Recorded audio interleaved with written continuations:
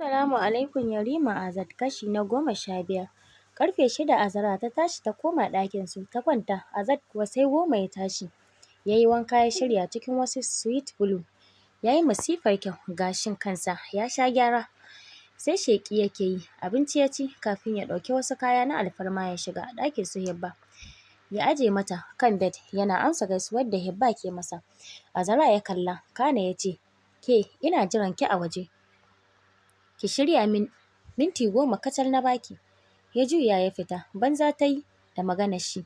Ta kwanta, Hibba ce ta ce, ke Azara tashi ki shirya ko baki ji abin da ya ce ba ne. Na ji kawai ba zan je ba. To bari in samu mai wadda za ta iya su tafi tare. Amma duk abin da ya biyo baya kanki kar ki kuskura ki faɗa mu. Turo baki ta yi ta shiga shiryawa, dama ta yi wanka. Ita banda tana son sa, da ba za ta ba. Doguwar riga ce baƙa har ja take ga ƙasa. Mai dogon hannu an yi mata ado da wani zane mai masifar kyau. Saman rigar ya matse, ta ƙasa kuma ya baje. Sosai rigar ta ƙara fito da asalin kyawun Azara. Sai wata hula ita ma baƙa ta saka ta gashin kanta ya baje bayanta.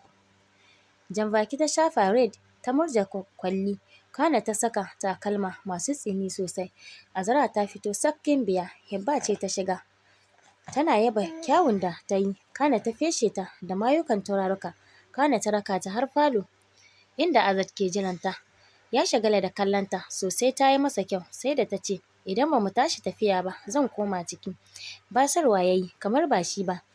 Ya tsare gida, kana ya kama hannunta suka fita. Da fadawa da ke musu rakiya har fada sai bushe-bushe ake, masu kyamara aka fara haske su da hotuna. Har suka isa fada. Ta cika sosai, su kaɗai ake jira. Manyan fadawa ne da suka fara kai ma Yarima gaisuwa shi da Azara. Kana ƙanana suka kawo tasu gaisuwa. Suna zagga mai kirari. Wurin abin sai ya nufa ya durƙusa ya gaida shi. Kana suka rungume juna, kiran Azara ya yi ita ma har ƙasa ta gaida sarki cikin girmamawa. Kana Azat ya riƙe hannunta.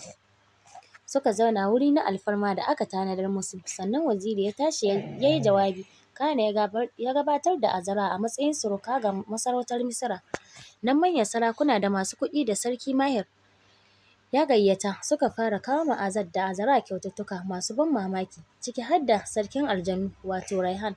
Sai dai babu wanda ya gansa idan ba Azat da Azara ba. Wani zoben zinari mai ɗauke da harafin sunayen su Azat ya saka ma Azara sai sheƙi yake ya haɗu sosai. Kana ya saka ma Azat agogon azurfa sai mai masifar kyau.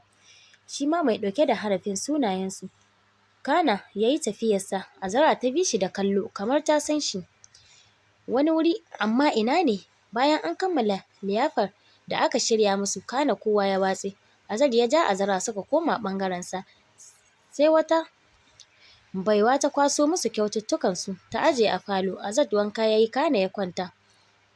Da tunani fal a ransa saboda sarki ya ce nan da sati mai zuwa za a yi hidimar